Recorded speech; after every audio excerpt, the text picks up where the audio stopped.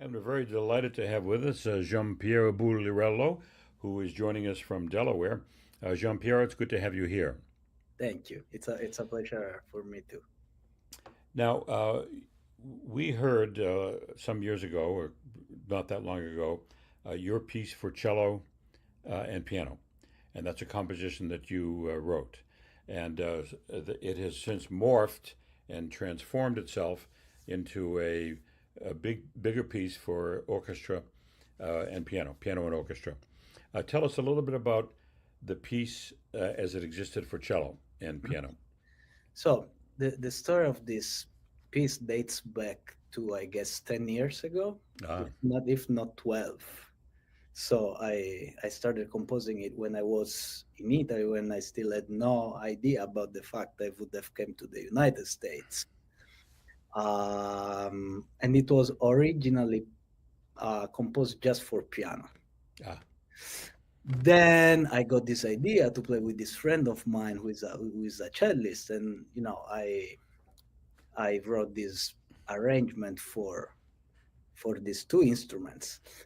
And after the piece was ready, I heard about progressive musicians, and I just proposed the piece to them, and they apparently loved it. So I came to Carnegie Hall to play it with Jacques Pierre Malan, this another amazing cellist.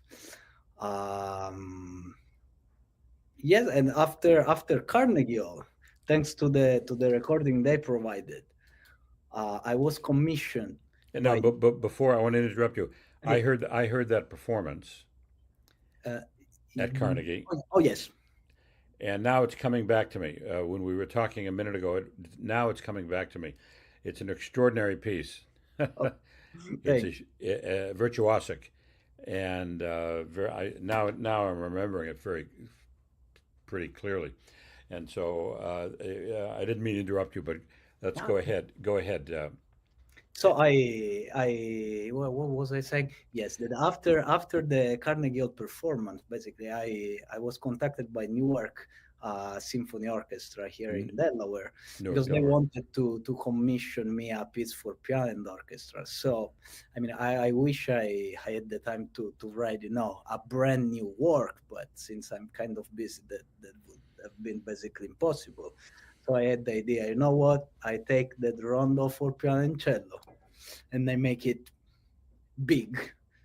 So basically the same piece, I remember all those sections or that contrasting material. I mean, a little bit childish material. I know you don't like that word, but yes, this basically musical adventure now it's written for huge and spectacular orchestrations. Of course, like the piano has been a little bit rearranged. There are solo orchestra parts and solo piano parts, and to make everything work, there are some adjustments. But the piece is basically the same one.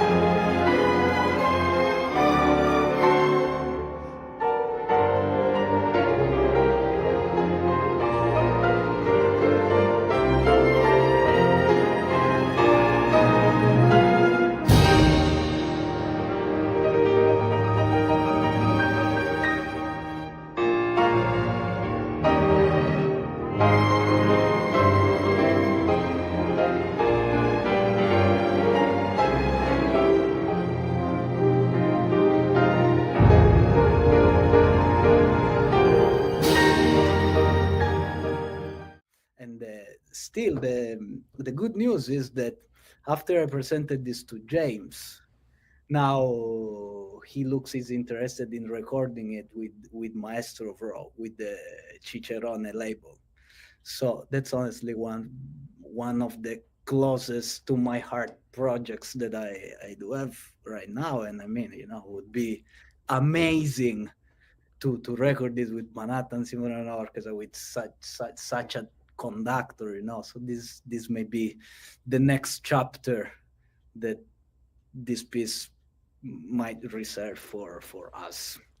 And I assume you're the soloist, you're the pianist. Oh yes, I'm always happy to play, especially my music. Now we can see in the background two pianos. Is that your studio? Yes, this is a music school of Delaware. This is where I take care of my students. Here I have around 35, I think. 35. Yes, it's a pretty huge studio here. Are these piano students or composition or both? Both. But plus, I teach theory, composition, and music history, so I do a little bit of everything. Now you mentioned before we went on that you have engagements up and down the East Coast. Are those performance engagements or teaching or master classes? Yes, whatever comes basically. So I used to live for 5 years in Washington D.C. from 2015 to 2020, where I went to Catholic University, where I got my degrees. So basically, my friends, my connections are focused there. So that even if I got this position here in Delaware, I never broke the tie with that area there. That's why I also teach at Fairfax Conservatory in Virginia. So I travel every week because I have 10 other students down there.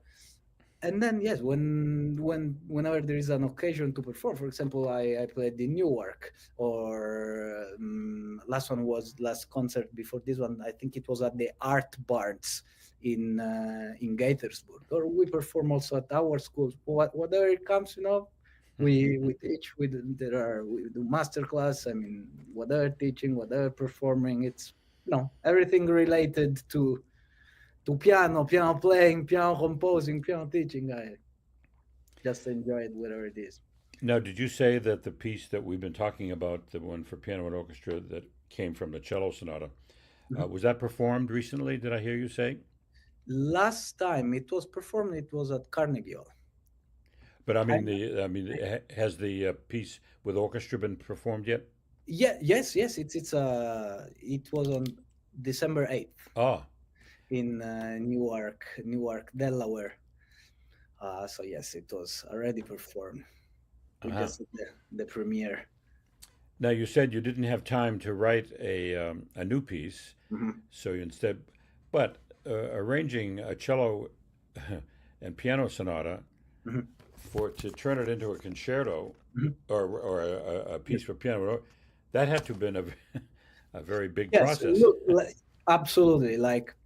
I think the orchestration process took me something like 150 hours. But you know why this is easier than composing? Because orchestrating is more about coloring, Right. the music engine and the form and all the material is there.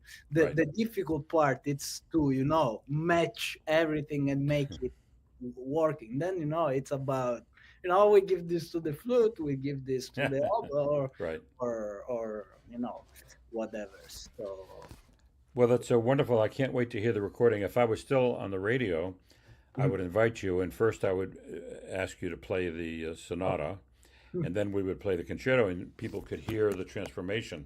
But I'm not on the radio anymore, so maybe we can get someone else to do that. Oh, thank you. Well, good luck with the recording. Giampiero, very much looking forward to it. It's a wonderful piece, and it's very exciting, and I hope it comes to pass very soon. I hope that too. Thank you very much. Thank you. Nice to talk to you.